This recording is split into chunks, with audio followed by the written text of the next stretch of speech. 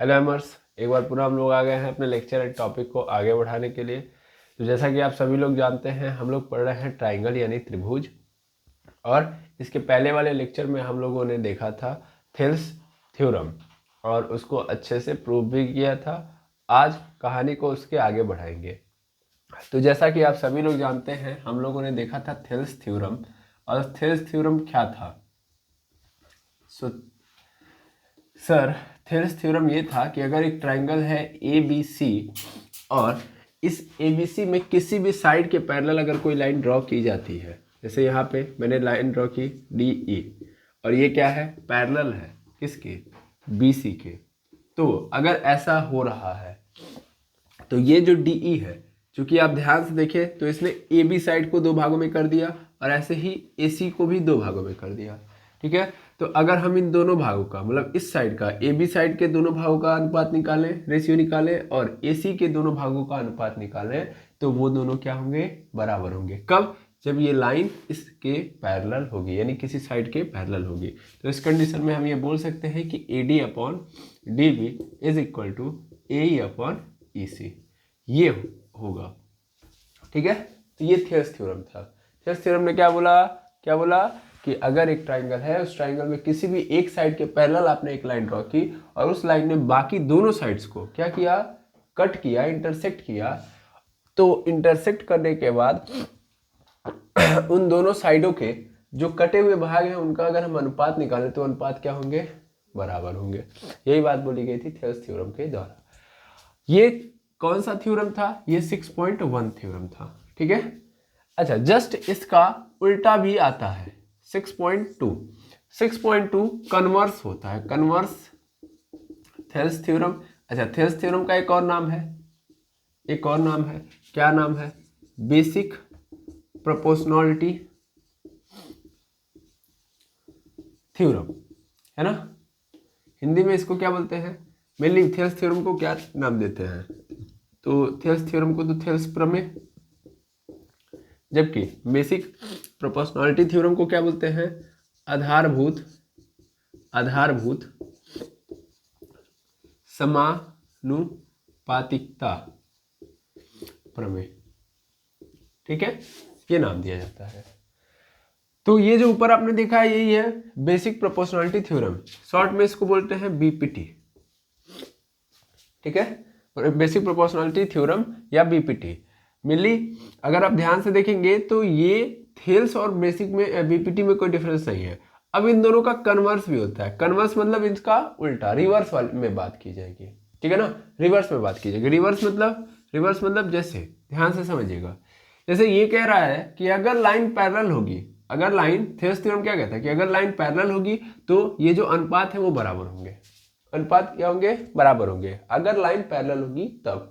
ठीक है, यहाँ पे उल्टा बतियाता है। उल्टा क्या बतियाता है कि मान लो ये एबीसी है, आपने कोई लाइन ड्रॉ की है, और इस लाइन ने, जैसे डीई ने क्या किया है? इन दोनों साइड्स को इंटरसेक्ट किया है। इंटरसेक्ट करने के बाद अगर अनुपात निकाल रहे हो ए डी डी बी, ये एक अनुपात निकला। ऐसे ही दूसरी वाली साइड पे देखो तो ए ई सी, इसका अनुपात निकालो, और ये दोनों अगर क्या हो जा रहे हैं? बराबर। तो अगर ये बराबर हैं तो ये जो लाइन आप लेके आए हो, ये जो लाइन है एक्चुअल में वो क्या होगी?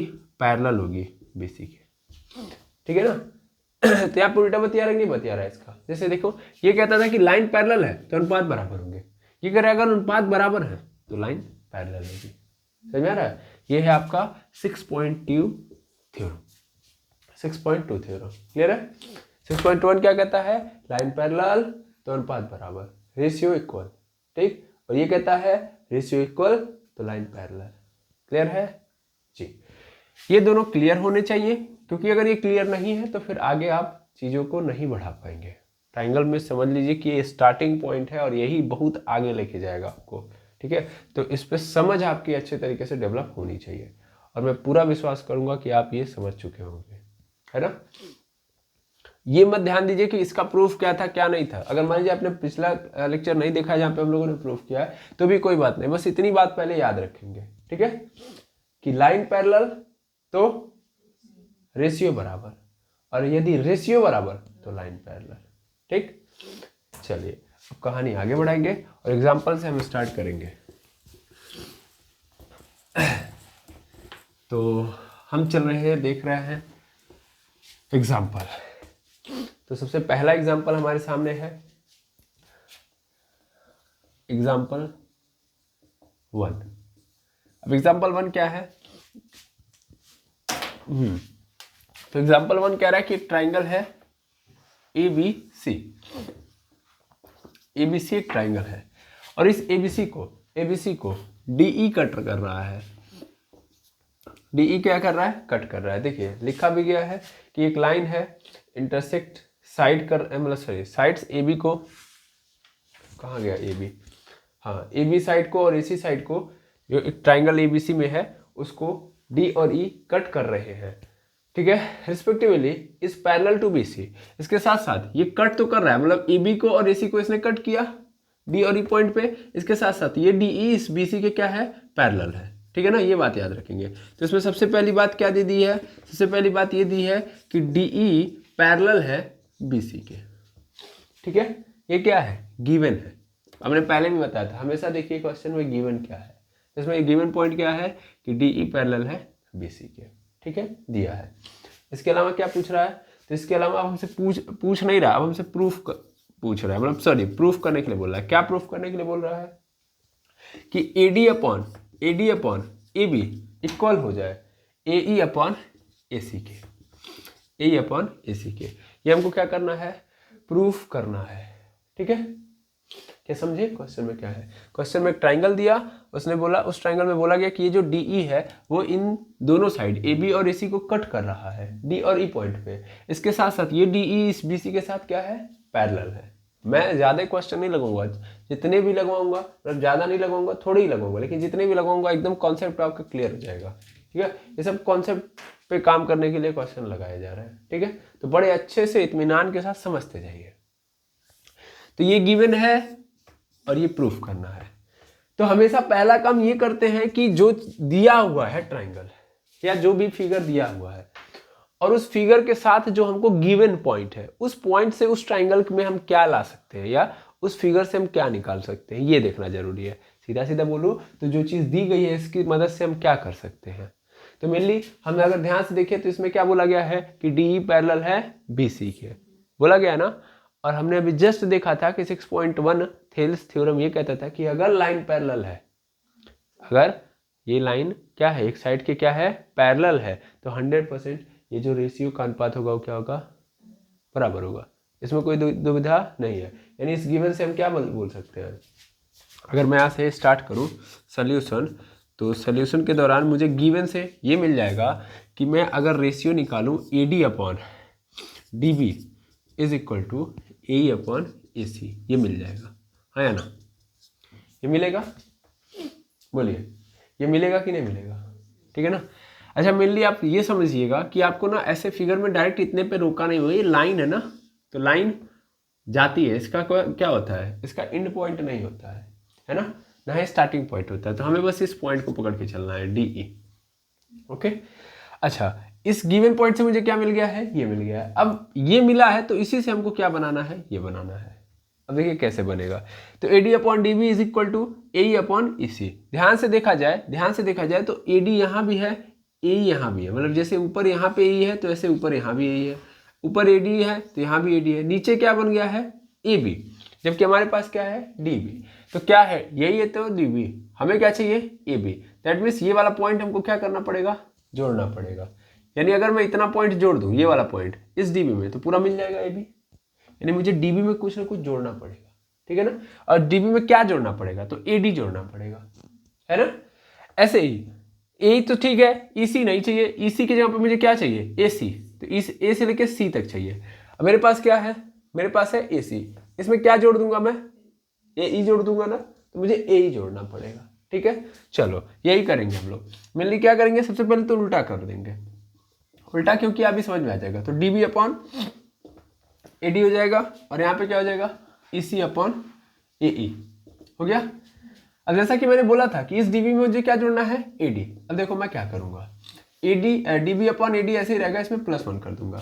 ऐसे EC ऐसे ही रहेगा, AE भी ऐसे रहेगा, इसमें भी क्या कर दूंगा? +1। ये क्या कर रहे हो सर? देखो आप अपने मन से कुछ भी नहीं कर सकते। देखो आपने यहाँ पे +1 किया तो +1 इधर भी करना पड़ेगा, ये रूल है कि LHS में जो चेंज लाओगे RHS में भी सेम चेंज लाना पड़ेगा। जैसे अगर मान लीजिए 5 है और यहाँ पे क्या है, यहाँ पे भी 5 है, तो दोनों बराबर है। अब मैं सोच रहा हूँ कि इसमें कुछ चेंज करना, जैसे मैं चाह रहा हूँ कि इधर 2 से गुणा कर दूँ, तो वो 2 से गुणा मैं जब इधर करूँगा तभी बराबर होगा, है ना। जैसे देखो 5 दूना 10 और इधर तब क्या रह जाएगा 5, क्या है बराबर है। मैथ का रूल ब्रेक हो जाएगा भाई, ऐसे कैसे। तो जो चीज़ें आप इधर करोगे वही इधर भी करोगे। अगर आप इधर +3 कर रहे हो तो इधर भी +3 करना पड़ेगा, तो चेंज नहीं आएगा, ठीक है ना, वो चीज़ें सेम रह जाएंगी। तो वैसे ही +1 है यहाँ पे +1 तो यहाँ भी +1 है। अब देखो क्या होगा, DB AD का मल्टीप्लाई 1 के साथ तो क्या हो जाएगा AD, पूरे के नीचे AD is equal to EC, ऐसे ही रहेगा। यहाँ पे AE का मल्टीप्लाई 1 के साथ तो AE अपन पूरे के नीचे EC। अब देखिए DB और AD जुड़ जाएगा, DB और AD यही है ना, DB AD जुड़ के क्या बना देगा, पूरा का पूरा AB अपन पूरे के नीचे AD। ऐसे EC AE, EC AE पूरा मिला के क्या बना दिया AC, AC upon EC, sorry EC नहीं था, यहाँ पे A था, तो यहाँ पे A ही रहेगा, ठीक है। अब यही आ गया ना, जो प्रूफ करना था लगभग आ चुका है। बस क्या दिक्कत है, AB नीचे है, देखिए AB नीचे है, AB यहाँ पे क्या है ऊपर है, ठीक है ना, तो पलट देते हैं, सेम कहानी बन जाएगी। तो AD अपॉन AB हो जाएगा और इधर क्या हो जाएगा AE अपॉन AC, और ये प्रूफ करना था, हो गया प्रूफ, हो गया कि नहीं हो गया। तो इस तरीके से आप एग्जाम्पल नंबर फर्स्ट करेंगे, इसको आप पहले नोट डाउन करेंगे। चलिए अब सेकेंड एग्जाम्पल देखते हैं। तो सेकेंड एग्जाम्पल है हमारे पास कि अगर मेरे पास एक ट्रेपेजियम है, ट्रेपेजियम आप सभी लोग जानते होंगे, जिसमें 2 साइड्स क्या होती हैं पैरेलल होती हैं, ठीक है। तो 2 साइड्स आपस में पैरेलल होंगी, बाकी 2 नॉन पैरेलल होंगी। तो ऐसा कुछ अपना ट्रेपेजियम है, ठीक है। अब ये ट्रेपेजियम क्या है, A B C और D, ये है ट्रेपेजियम।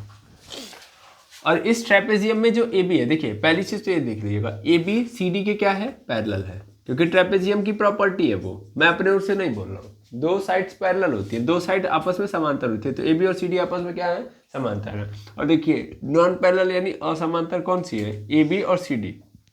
AB सॉरी ये एक्चुअल में क्या है, AD यहाँ पे रखा गया है और C यहाँ पे, मतलब A B C D, I hope ऐसे ही किया गया है जी। तो A B C D, ठीक। अब मेनली क्या किया गया है कि एक और लाइन डाली गई है, ध्यान दीजिएगा बीच में, ये कौन सी है E और F। तो पहले ध्यान से समझिएगा, AB पैरेलल है CD के क्योंकि ट्रेपेजियम है, और दूसरा AD नॉन पैरेलल है, AD नॉन पैरेलल है। पैरेलल बना कैसे कट कर दो कि पैरेलल नहीं है, नॉट पैरेलल है किसके, BC के, ये नॉन पैरेलल वाली हो गई। लेकिन इसमें गिवन क्या है, गिवन वाला पॉइंट देखेंगे, जो गिवन पॉइंट है उसको देखिए। गिवन पॉइंट है कि जो EF है वो पैरेलल है किसके, AB और DC के।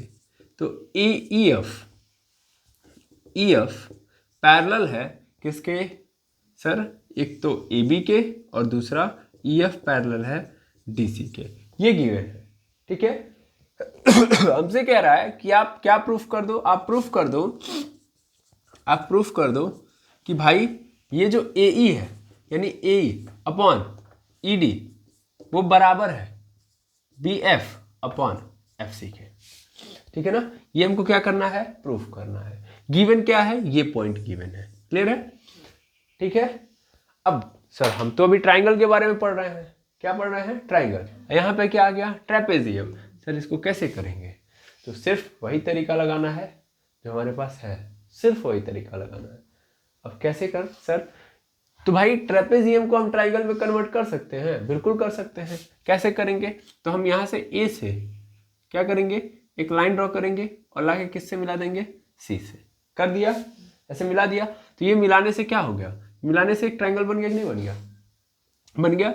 अच्छा ये जो यहाँ पे इंटरसेक्ट कर रहा है, क्योंकि ये लाइन अगर हम मिला रहे हैं ऐसे, मतलब ऐसे लेके आ रहे हैं, तो ये EF को काटते हुए आ रहा है ना, जिस पॉइंट पे काट रहा है उसको हमने क्या मान लिया जी, ठीक है। अब ध्यान से समझेंगे, कहानी एकदम आराम से चलेगी। अब हमें पूरा का पूरा क्या करना है, इसको ट्राइंगल मान के चलना है। ध्यान से देखा जाए तो 2 ट्राइंगल बन रहे हैं, एक तो ये वाला टुकड़ा और दूसरा ये वाला टुकड़ा, आया ना। अगर मैं ध्यान से ऑब्जर्व करूं तो मेरे पास 2 ट्राइंगल हो गए, ABC एक और दूसरा वाला ADC, है ना। तो बारी बारी इन दोनों ट्राइंगल को लेना है और अपना काम करना है, ठीक है, तो चलिए देखते हैं हम लोग। मेनली यहाँ से देखेंगे हम लोग। सबसे पहले हम ट्राइंगल ले लेंगे, कोई भी एक ले लो, बड़ा वाला छोटा वाला। चलो बड़ा वाला ही ले लेते हैं, ट्राइंगल ADC से, ठीक है ना, फ्रॉम ट्राइंगल ADC। अब जैसा कि आप देख पा रहे होंगे कि यहाँ पे जो EG है, E से लेके G है, E से लेके G है, ये EG भी तो पैरेलल होगा DC के। सर कैसे कैसे कैसे भाई, ये देखो ये पूरा का पूरा EF है, ये EF पैरेलल है DC के, तो यार ये जो EG है उसी का तो भाग है, तो ये भी तो पैरेलल होगा DC के। ऐसा नो, चूंकि हमको दिया है ना कि EF पैरेलल है DC के, क्योंकि EF पैरेलल है DC के, इसलिए EG भी पैरेलल होगा DC के। ऐसा नो। और अगर मान लो एक ट्राइंगल के अंदर ध्यान से देखा जाए तो अब इसको देखो बस केवल, ये यहां से लेके यहां तक, अगर एक ट्राइंगल के अंदर देखें, मैं यहां से ऐसे इसको बना देता हूं, मिले कहानी ऐसे ही नजर आएगी आपको, ADC, ठीक है ना, ये ADC है और यहां से लेके यहां तक E है और यहां पे क्या है, G है, यही है। तो ये जो EG है वो पैरेलल है किसके, DC के। तो अगर ऐसा हो जा रहा है एक ट्राइंगल में कि एक साइड के पैरेलल एक लाइन ड्रॉ की गई है, तो उस कंडीशन में इनका जो रेशियो होगा, मतलब बाकी दोनों साइड्स का जो क्या होगा, रेशियो होगा, वो क्या होगा, इक्वल हो जाएगा, क्लियर हो जाएगा। दैट मीन्स यहाँ से मैं बोल सकता हूँ कि AE/ED इक्वल हो जाएगा AG/GC। कैसे, 6.1 थ्योरम, है ना, 6.1 थ्योरम यही तो बता रहा था। तो यही तो बोल रहा था कि अगर पैरेलल है, देखिए EG पैरेलल DC के, तो 100% ये जो साइड्स का रेशियो होगा वो क्या होगा, इक्वल होगा। थेल्स थ्योरम यही कहता है। मिल गया। इसको इक्वेशन नंबर क्या मान लो, इसको इक्वेशन नंबर 1।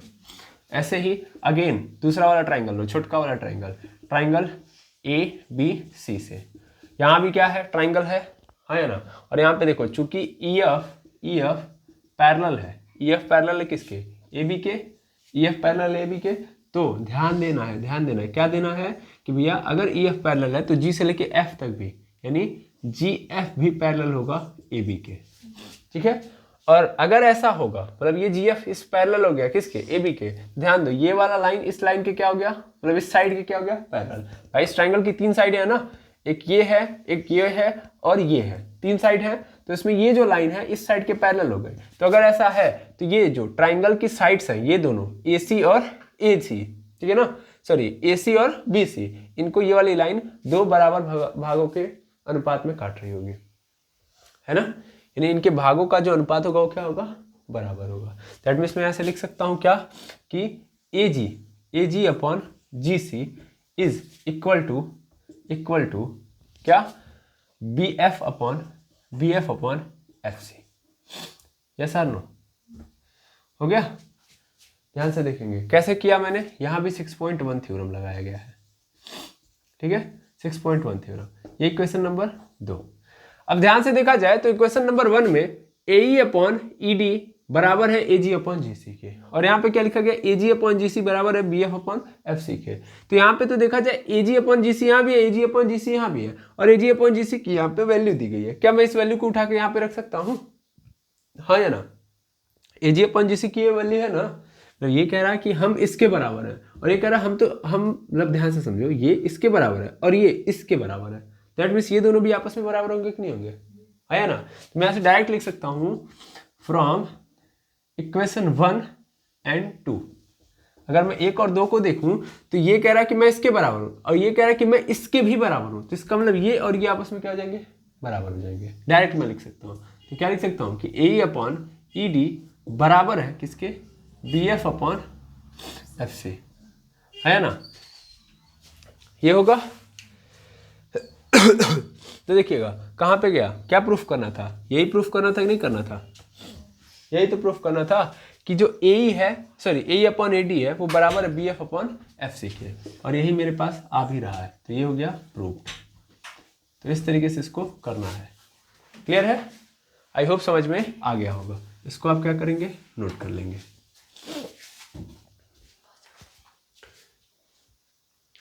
चलिए देखिएगा, अब हमारे सामने है एग्जाम्पल नंबर 3। एग्जाम्पल नंबर 3 देखेंगे तो ये हमारे सामने P, यहाँ पे Q, यहाँ पे R, एक ट्रायंगल है और बीच में एक लाइन इंटरसेक्ट कर रही है जो है ST, ये S ये T, ठीक है। और इसमें क्या क्या गिवन है तो ध्यान दीजिएगा कि कह रहा है कि ये जो फिगर है, इस फिगर के अंदर जो पी एस है, मतलब P S upon Q S वो बराबर है, P S upon Q S बराबर है किसके, P T upon T are, मतलब यहाँ से लेके यहाँ तक। ये क्या है, गिवन है, पहली बात, ठीक है। उसके अलावा क्या दिया गया है, तो उसके अलावा ये दिया गया है कि इसमें जो एंगल यहाँ पे है पी एस टी, यानी एंगल पी एस टी वो बराबर है किसके, इस वाले के, टी आर क्यू या क्यू आर टी, ठीक है, यही है बिल्कुल। नहीं पी आर क्यू ऐसे पूरा पूरा दे के दिया है, पी आर क्यू, बात वही है, मतलब ये वाला एंगल इस वाले एंगल के बराबर है।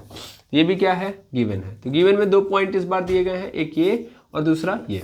हमसे क्या प्रूफ करने के लिए बोल रहा है, हमसे कह रहा है कि प्रूफ करिए आप कि भाई ये जो ट्राइंगल है कौन सा, P R Q, P R Q यानी पूरा का पूरा ये जो ट्राइंगल है एक्चुअल में कैसा है, आइसोस्केल ट्राइंगल है, ठीक है ना। तो प्रूफ करना है कि triangle P R Q is an isosceles triangle, ठीक है। सॉरी, आइसोस्केल्स ट्राइंगल मतलब इसको क्या बोलते हैं हिंदी में, समद्विबाहु त्रिभुज। तो पहले हम ये समझेंगे कि आइसोस्केल ट्राइंगल होता क्या है। तो मैंने शुरू में ही पढ़ाया था, आइसोस्केल ट्राइंगल ऐसे ट्राइंगल को बोलते हैं जिसमें दो भुजाएं क्या होंगी, बराबर होंगी, यानी 2 साइड्स आपस में क्या होंगी, इक्वल होंगी। अगर ऐसा हो जाता है तो इस ट्राइंगल को हम क्या मानेंगे, इस त्रिभुज को हम मान लेंगे कि आइसोस्केल ट्राइंगल है, ठीक है। चलिए अब हम इसको सॉल्व करेंगे। कैसे सॉल्व करेंगे, तो मेनली जो गिवन है उससे हम क्या क्या निकाल सकते हैं, पहले तो हम ये देखेंगे। तो गिवन है कि ये वाला जो ध्यान से देखेंगे, इस ट्राइंगल में जो साइड्स का रेशियो वो क्या है, इक्वल है, यानी P S upon Q S बराबर है P T upon T R के, P T upon T R के।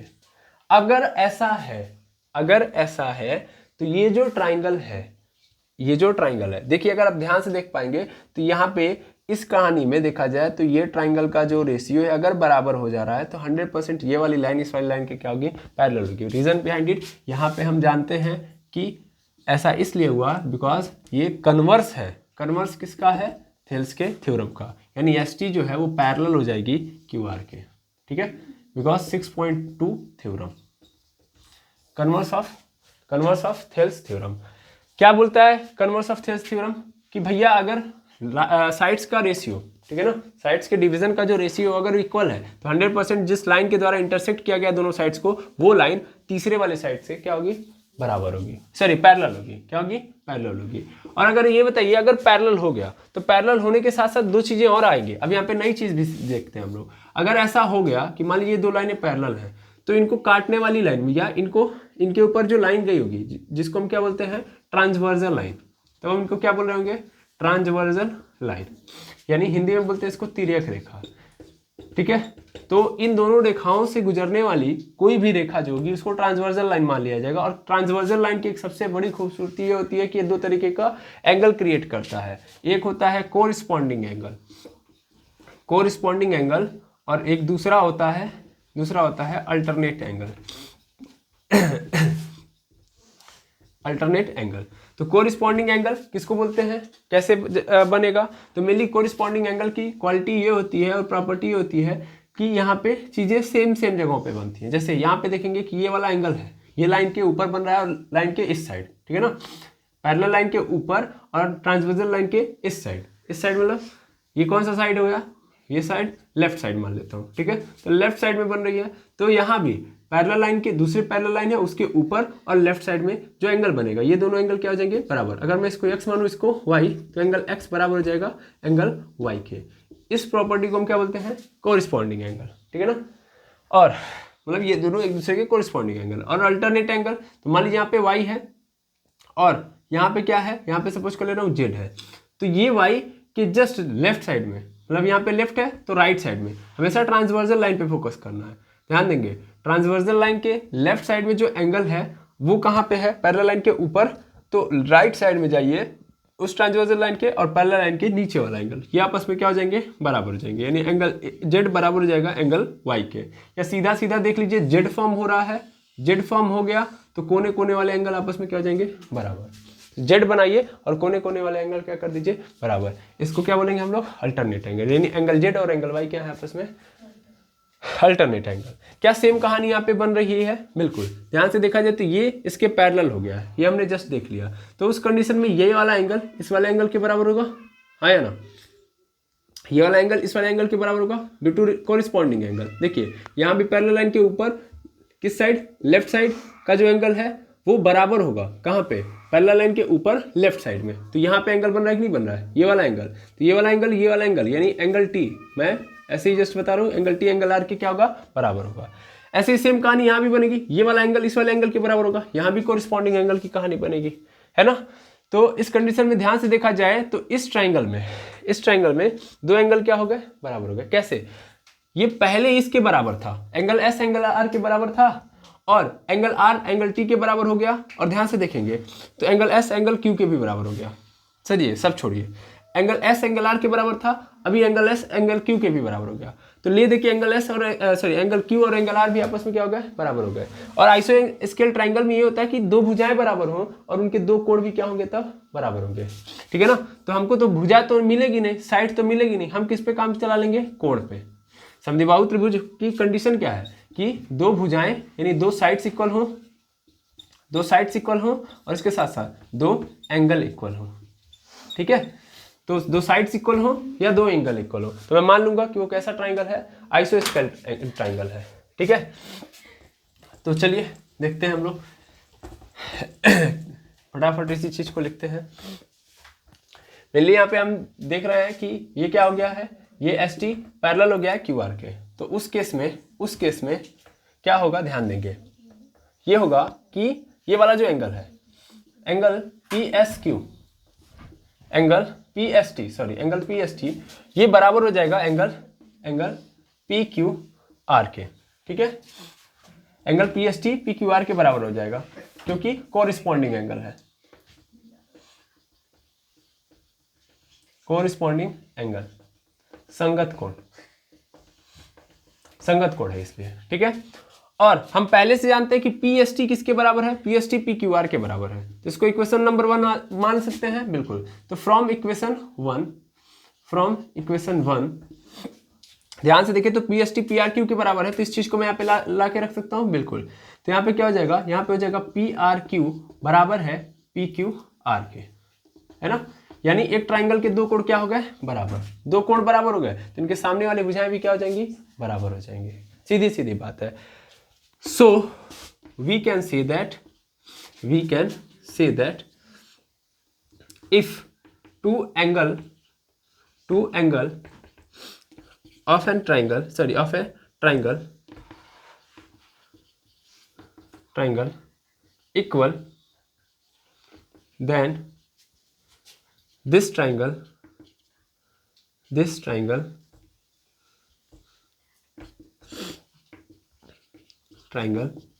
will be isoscale